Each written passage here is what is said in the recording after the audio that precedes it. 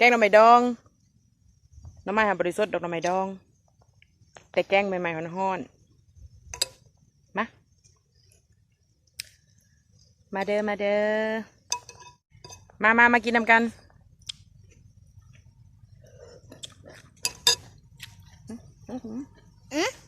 เข้ามาหมกบวบ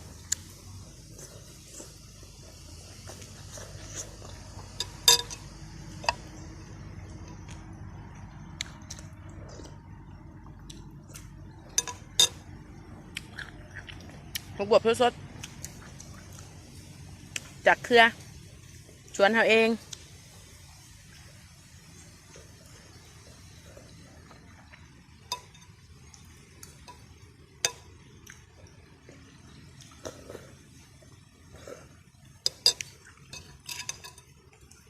แกงไม่หอนๆเผ็ดๆพี่น้อง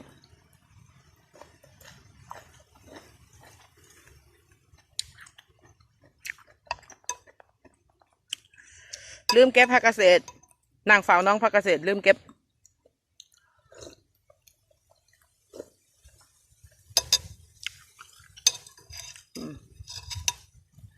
บวบน้อย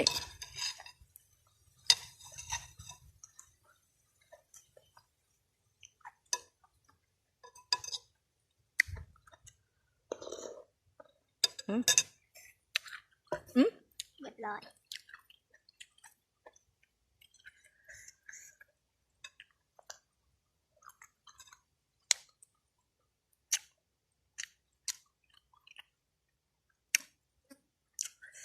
หวานบวบน้อยหวาน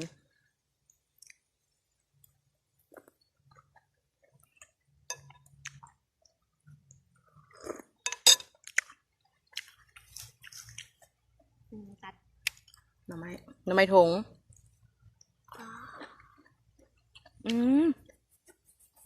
แองออกยิ่งจัดน้องทำไหมกึ่งนะ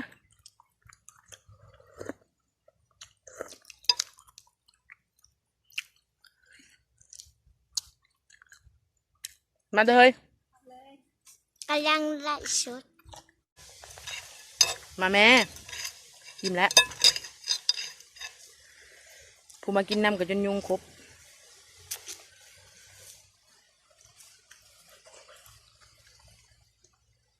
ไปใช่ละกันเมื่อไรบรรยากาศมันจะอยู่บ่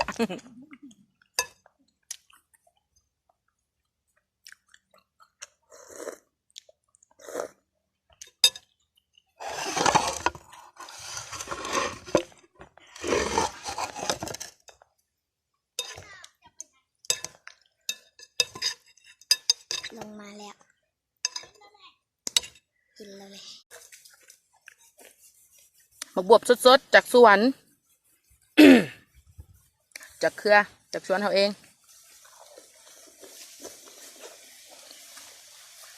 หวาน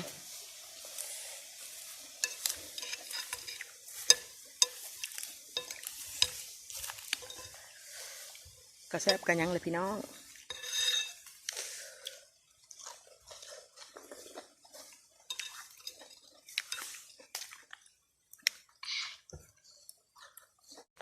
บวบใหม่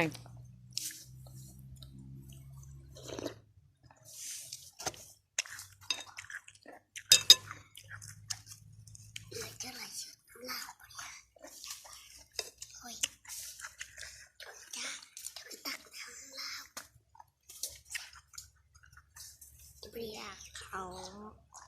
แต่อยากข้าวขึ้นไปกินอยู่ก็บอก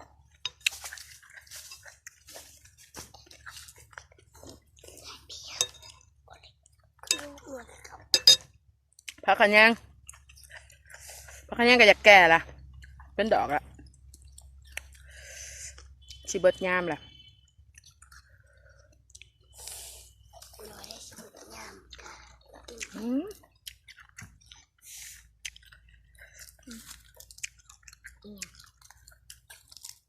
ตัวสีจะตันมาก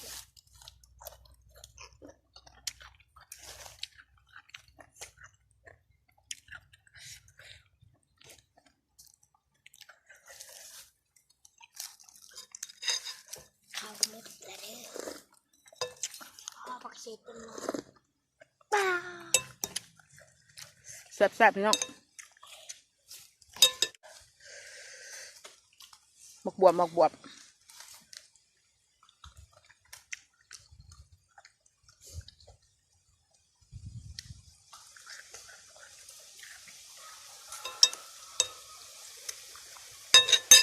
เฮ็ดบดจะมี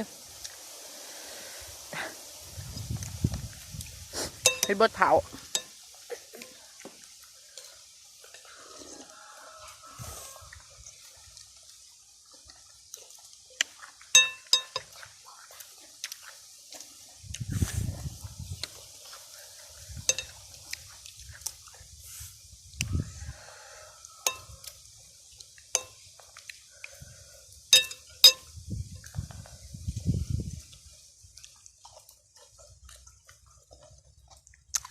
เลือดแสบเลย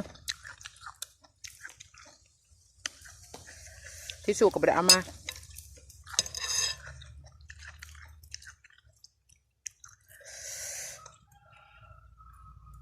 แล้วไม่ดองแต่มันบริสมได้แซ่บ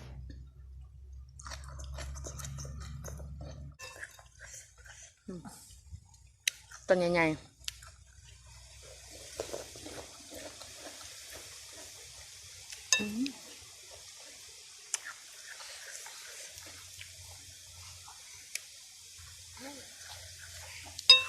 นั่งกินกบกินเล็กแคมน้องลมเย็นเย็นนี่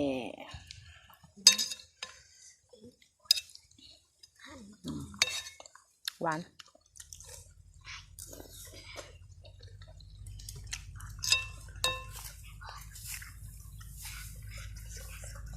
อย่าปาก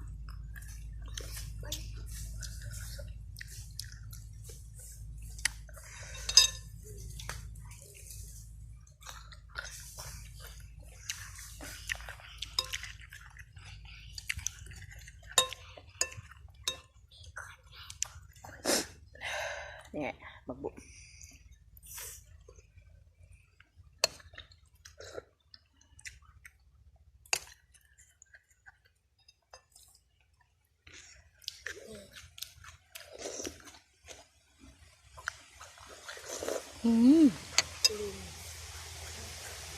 เสียงลมมากินอยู่สวนลมเย็นเย็นกับลูกกับหลานสาว ติดแซ่บ แซ่บ ปลาดาวกับยาปาก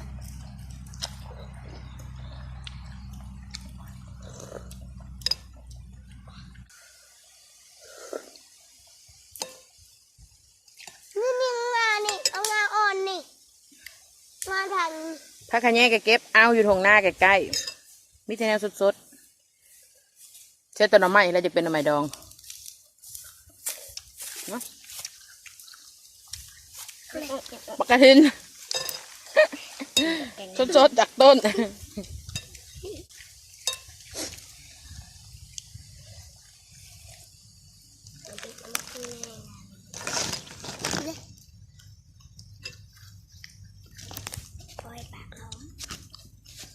กินให้ปากหอม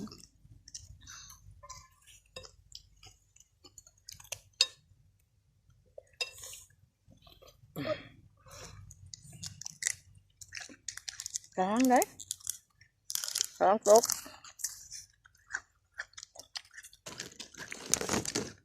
เปิดงานเลยเขาบอกให้จับเอา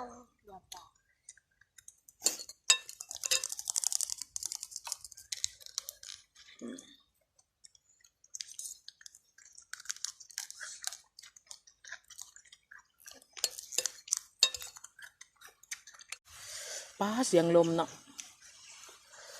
ดังเลยย่านยัง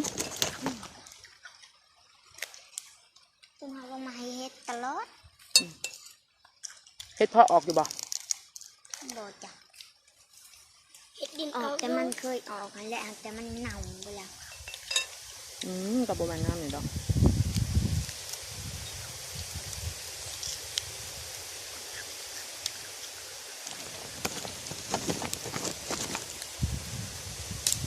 อันนี้ต้องก็นี่นะ พอลงมา เอาอ่ะ นี่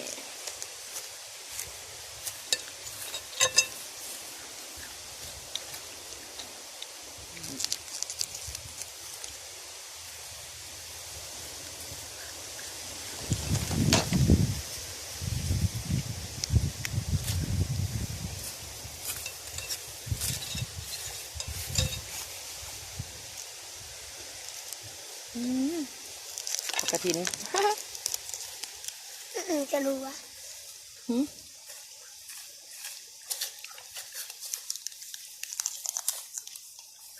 รู้กัน สิเบิดละ เดี๋ยวหน่อยหนึ่ง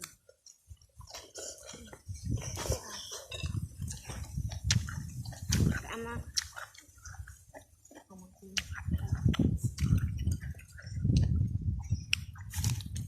อีกเลย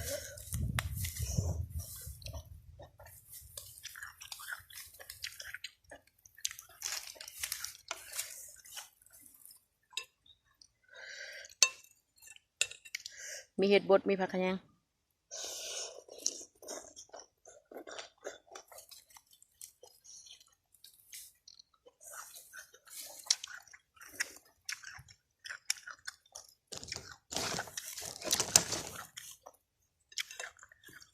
อากาศก็ดีดี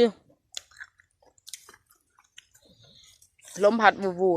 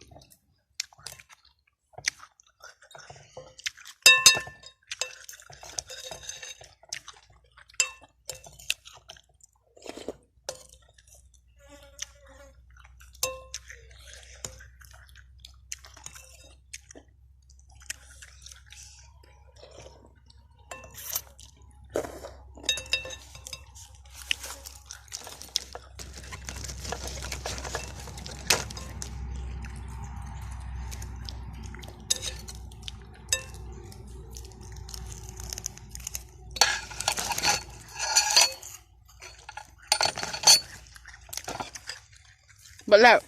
แกงกระไม้ถ้วยหนึ่งบ๊ายบาย